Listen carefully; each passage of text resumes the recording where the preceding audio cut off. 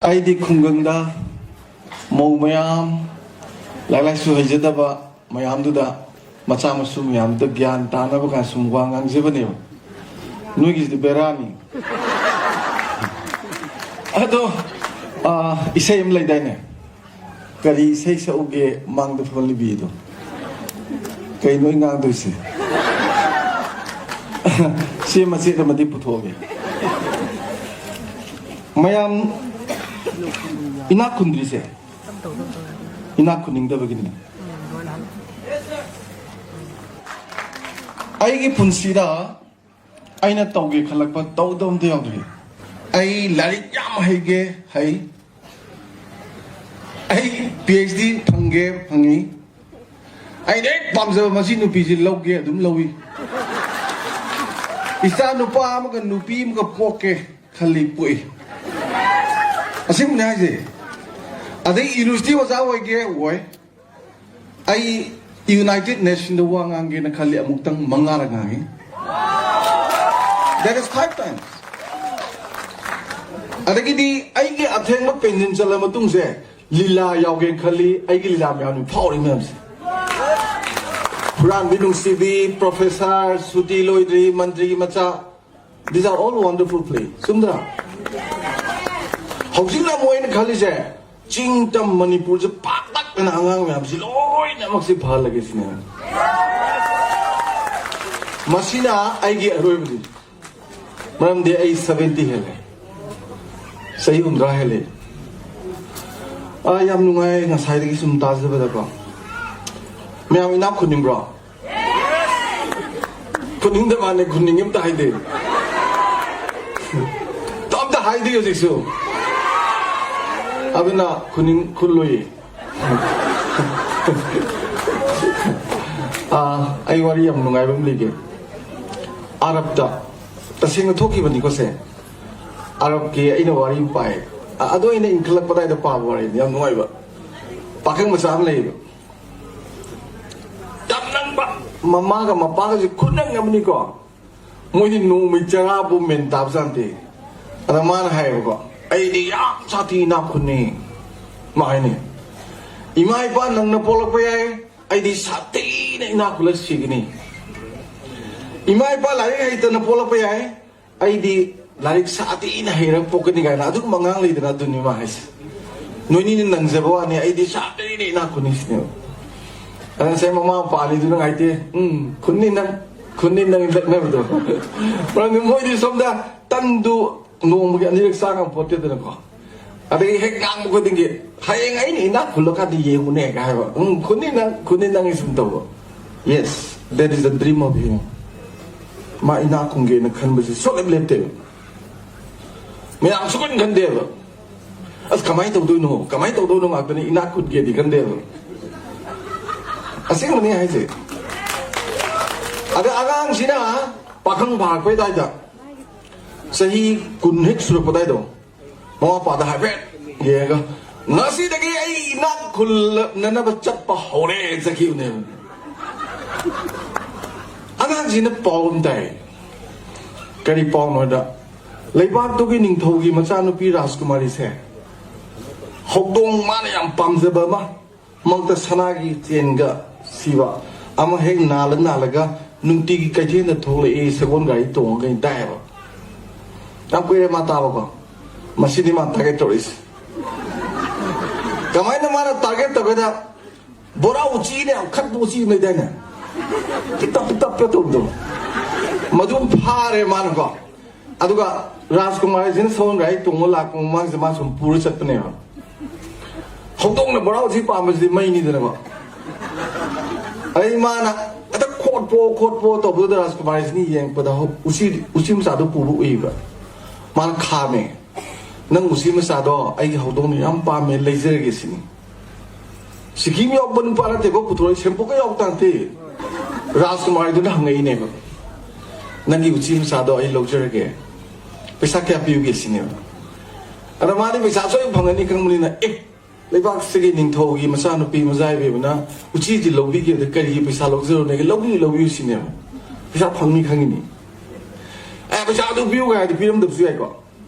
Magi sincerity innocent we do the penjadana sanagi pisa macam piramid moi di gold coin sun chana betul sanai masa pisa macam piramid paisa le ina khula de ni ko mai nang khun de so le le de ma khali ji adagidi ma khale si pisa ji ke do si gen matam da lomi mayam ji lo kumba karakpa yam chali de na ko adamana moi mayam ji da mu ma sarbuchi yo lage na mana u khong pa chaba khoi gi mana pungba u gi makha da napi pa jana hubudo au da ising ji mana pa jana yoga chaw kharung ji da chini gur mayam lai re ba ji kiduna adu ka thit laga sarbuchi ma gane mi la ko jin je class on dal pa tra tra sa ti yo le tai o kham na mayam ji ko man dil pa tra ka sunati wa la ga ha ga lai ni dana adu mai tha ma khai mu yon mu da pisa pa na phangyo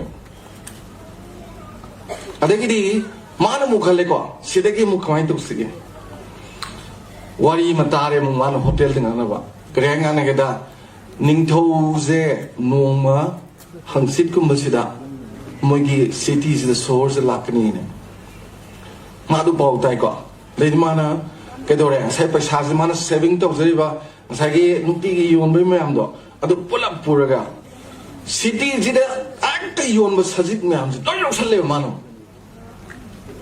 whole sajik mayam je adu mayum paisa le thamai nonga hayeng ningthou lakani ngasigumda senapati jina sajik si thiba sajik phangde sakon sajik adi thagu mani dana koi prime minister guma cm guma langda de gari myam lakpadi petrol han gum ni dana ko adai di sajik amo phangda ji mana ma ji ma pham ta ta ma tha sa dana oh ai pham da badina te angang won be ai sinima khalis apakatana madi senara laimne ningtogi phamnai ba soidana lakani sajik thira na se ama ure ma wajab do ma nungai re wa ye pisa phangdoi ni badi ko pakatana ga to humang kang bu ne ma pisa sime kala ka doi ma tap na changjal laga kari gi no wa bi se sajik thiba ma li sini hoi sajik thi ni smai to ra ai he ningtau na ngang ulen da tare hayeng ningtau lakani ya ga sajik mulai je sine ba ai bisa ke ke do wa ni sine ngam ga le sine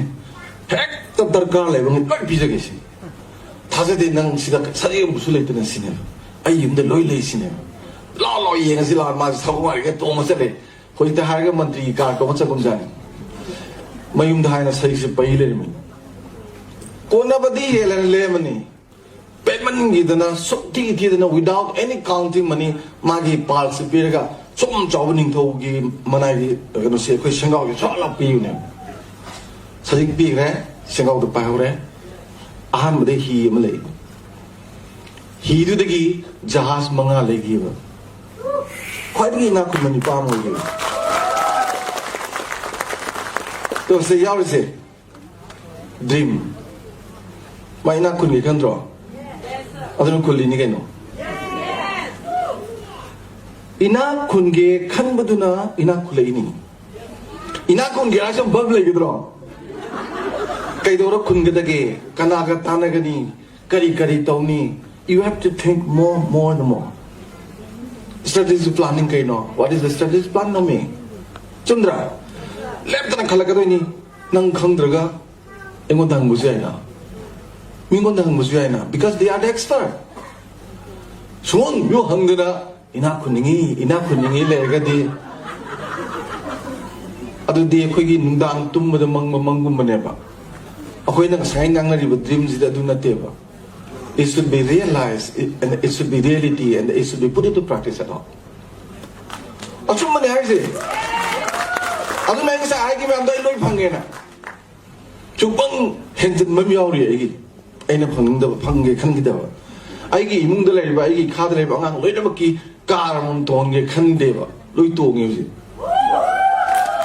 adu mi ngon da haijel le ba ina se ai gi ngang loi da ba karam ton ge khan gi ga na simdang di ai ju soi ru ni ko henjin bai do now hojik sida mana magi dream du lei do kai do raga phaga da ge paisa tan ba ya ka da ge khan ba da na tro mana mazai be mna konung de smaina konung de gi shoulder la e tar ja chumdro Adugi information do pangakanda mana strategy mayalak tro.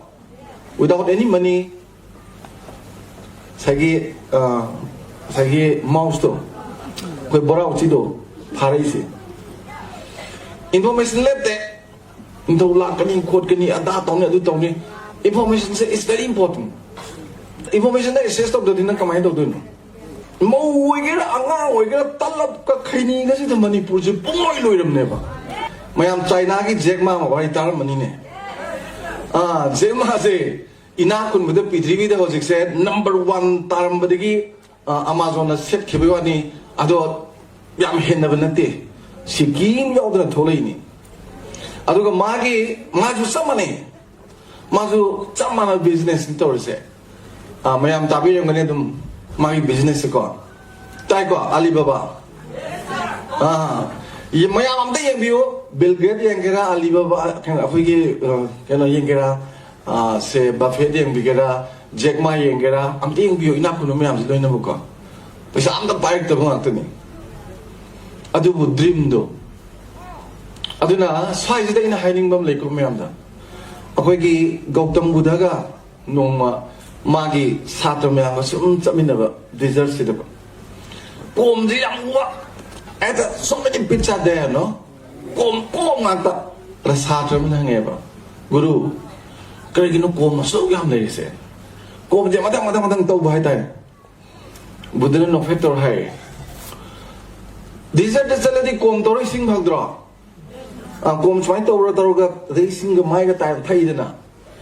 Ada ama tau bai sing bhagdaba, ama tau bai sing bhagdaba. Adu no kom yam grene. Buddha na hai banane.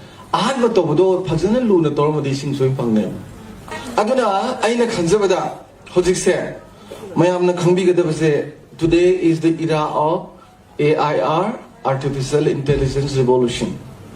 Another is IoT, internet of things to hojik smart house, smart hotel, smart city ga to no rese ai di pakhang ni sabu no bi thi ga kadra mayum palo idra pakhalini domestic robot si mi ya male ko Hoji TOUI jing synthetic aku ka chamma nei mai mit chimba nong ban sam nong bazar gan aina pam je bam photo pi dum sa lam yai program zum sang ha pa lore sa thong ba wai sit pa mi ok pa gan ha adu ga na program du yam ni pesa am doi ni ko program du mago to loi hap sala mani no ala pesa thi na por poda prama kamon chasila yes sir car morning to ngani hoji ti decision mo de flexibility am hoire ba mi ka chamma nei ko Kara thong to dum tong kani salo lo dum lol kani wai sido dum sit kani mi la pre ngui yeng ni mai palak dum malak dum ni mai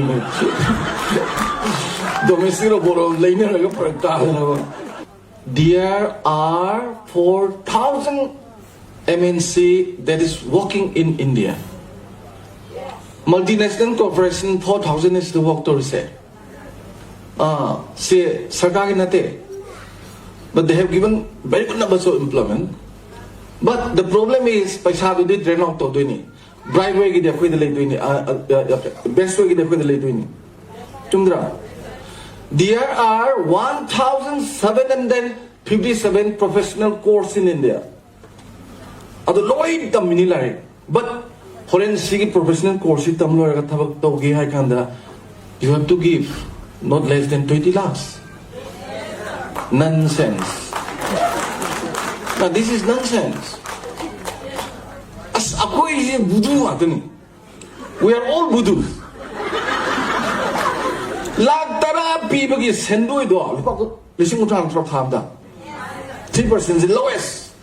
Manipur dai ngok sino mi lem duma de. That is proper man in proper place. Chana bam do ni ke no. Ha, mi jagoi ga lang na kon to nang Hare Krishna to ya pudi mi. Hare Krishna ga to ya jam pe. Achum bani hai se. Adu matam di mi hai base adu ne ba. Manam di nang nangi profession du yenga atopa du ubaya de dakar laite. Because you have to realize your dream. I get dream to realize to no na pada nakan da kai da ngang ba jan na I came from there. Madam di aigi goal do adune he na maru ba rather than others. chumdra ala sumaina determination leibase akoi gi mi sing dem wat de ba koi na sing the commitment leite aduna aina taseng na haije ni se tawbu tawge phangbu khang be har dina ai phangoi da leite en khanjai amayam na adugi commitment do leibiyo buko ai si phasana karbar tawge bu khanbi resu any thaba ma tawbi ge khanbi resu ko nungti gi koi nupi myam phambi ri sida ko nungti gi lai kro madi sing he putok kidro putok tra ne pudi puthoi ken khang da bine ba puthoi ba sing du gi nang na if you learn a very good lesson from that water manipur gi yum pharoi do mu yaw de sing di dum puthok ba khang di khang da ba ai am tang tak saram ge ising se mazu leite mahau leite manam leite mayam gi thabak taw badane pong bi gano ba ego le bi gano ba ko hoi di paisa kitang pakhala di ego jinong te ba manak sang ya de ne ching ni ne sei sak ba khara no ba phagal pa prek prek cinema nam ba khara phagal pa prek prek ego ai ga moina khangde se ego kwai di taw mi do magi atma je tumma le khangde ba atma na hawala kan de ego tumma do me aduna khoi we are working with soul we should walk at soul with soul you know aduni ego tum gi ne ba atma do taw kan de thamoi loi na bak se pha ne ba because thamoi ga web se tong na ga jani am tin na ga jani ko ai na te da nung si jaba nu pi do thamoi chek na anh đi làm thuốc rồi vợ, ông tăng nhiên là đi ngoài nó không đi ngay như cái nào. À còn nắng là nắng gì, vài sao vậy sẽ bị mi am do, ego cái caption ha, à bao cái sao rằng đó, để cái tham môi số lớn đam như nào, à do kaman cái mà can da, yam chăm mua, please be simple. Chundra, à do na ising ze, water is smellless, ha, colorless. And kai wali tasteless ado marudi kya moi ma se adu ki badik chammi ko marudi kya moi ga da ma se numin mangani ga dan prithvi se phangdra ba hinga da poram treti ado maina nang se yum da su yam maru yo ba lekai da su maru yo ba lebak da su maru yo ba chamdi chammo ha se nang nungti gi ising du puthwa kan dane ising du na imung ya ngang se tambiu hai su para si ne ba nubi du na tambi de ba ne ani su da ising se nang na haping ba jaga ha pe ne ba apa ko do gra atum ba do gra asang ba do gra lo ya ne ba adu mai na ne loi tinara mo ba tinaba yaw sigi walk si to ga mana tangkhun ni amana mai dei marup ni ha amana gaura ni ga dia roi ba ko loina ha pa ya ba dumai na loina bak tin ba ya ga ba yam broad minded do ba ko ay am ha jage ising se misang mi kai su nai de ba puki da ne ngakra da ne sing khra me pitha uka bi da ne kitang e pitha ngamu da su bi da ba ga taw de cha mana bi da ka ne magi kwadi tang magun je equity the based of equality aduna aigi khada mi me am le dine cham mane yin bio bo imung gi dang na ahan wo de na se ai ja ahan ne bi mung do se imung no mong loi le dina cha mane yin ba so kat khana roi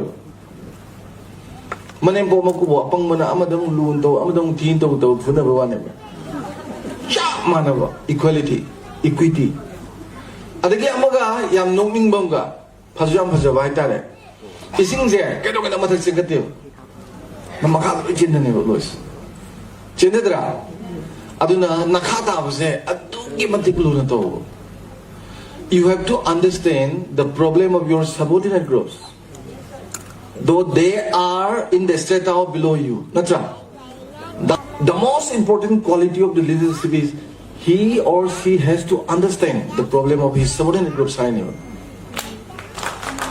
ado ising zeta weba sengate ba chendei ba Sundra. Aduga, quite a notable of a Magunamina. Mother, I'm powerful labor. I'm something is a labor. Mother, English, my center was a Una Pangera, Nunzana Pangera, take Gedani, Kai Gedani, train your email. Other Nanzu Kigan, the mere boy can over. Fight up what there. We have to fight. We have PUNSHI struggle Nikano, struggle to regain Pagalatu Nikano. Other ID Kigan was young in a deva. Yam by Yam Kigan Ba, self confidence later ba. I think I know the Mimo the Bang the Hang Leva, Market self decision later. Don't change the Godoni. You have to have your personal philosophy. I do TOUGE personal philosophy not wrong.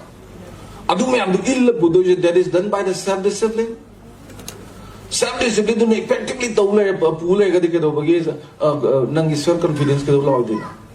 Self confidence they mean about decision low than your low. She like a bonus, she shot a chain by it. I want the Panam, the Patava, Hinataba, Nuaitaba, meaning Anaba Tukataba, Jitana Levido, low in Toga, in a pamba, Mimo, get 21 days and his son is here. Nangi Nasagi habit of home to the Numikuma 20 Katani, Kuma 20 Hengadum Nasagi to work them. Take no Galena is in my Tedanova. Elam Tamongan and Ogolo Numikuma 20 Katagolo, they don't hold them. Mayam Luina Pabiaco. Aloshalapada, I the worry leader again, Loshal Gali Hogalego. However, the worry lessons again. Young Pusen sings ago. Mayam Itavak Toba, business to Vigedi, sincerity, generally view. Topshina begin please. Transparency review, trust man the number. I'm going to Tazo Mahan by say, business the dear Manzi. Hayang Nemina port loge have to do. That is because of your image. Sundra. I just said among it seem to let you at the Haganeva. And the image is very important, God. Sincerity and pain. America, Maggie, MNC, CEO, Quisargum CEO, Masi Aluraba, Marita Tongnaba, the mana, my board of directors, CEO, Makangi and KHANBA. Adun mana mui director mui mapan tarang le basida mana khoi pot thana bagi mahi lei thana bagi maru je mase piye ba yele adu hai sigi lei se mase aina maru pi se tha taruk ki matungda loi haurani ko adu kandu da noi loi poro pareng jan lai ro adu ga ai ge CEO gi promotion pi ge Yele as office the call lay use SARS Hogala Pawari Pajava Sing Chai Korpa the Wari and salaries. Director Naham of the show Hudre. But I am the expert Tanathan Hodre, Sing Chai, Hodre, Har Happy, I'm Hodre. Mui, my Lupidu Munimata Chai. I had a Tataru Yore. Pukalo had a Pukale Pareng, than Tamemazi Mukai, the Kotana, Pana, Pazana, Lega Salapaya, the Mapambi Chow, Mong Tanato do the Mudi Ikai Torga, Maningando, Lepser Lay, Mind of Pidomini, and the CEOs in Sum Chale, promotion the Mon the Pyramid. Carino, the CEOs in Harameva. I in a big Maru, Luidamato, put to Oga Pu never. I'm at the horrible. Knowing this is the political option of Noigi to hold the Badagina, hung the Kolaga Maru in the people, Manavagat of Salaga Panama Neva. The Martina, at the mind of driver. I know people do Mokto, hold the door, hold in Haidiba. Aduna, quite a Migi Magudze, quite a tongue Migi Magunze, sincerity is in him. Thank you very much.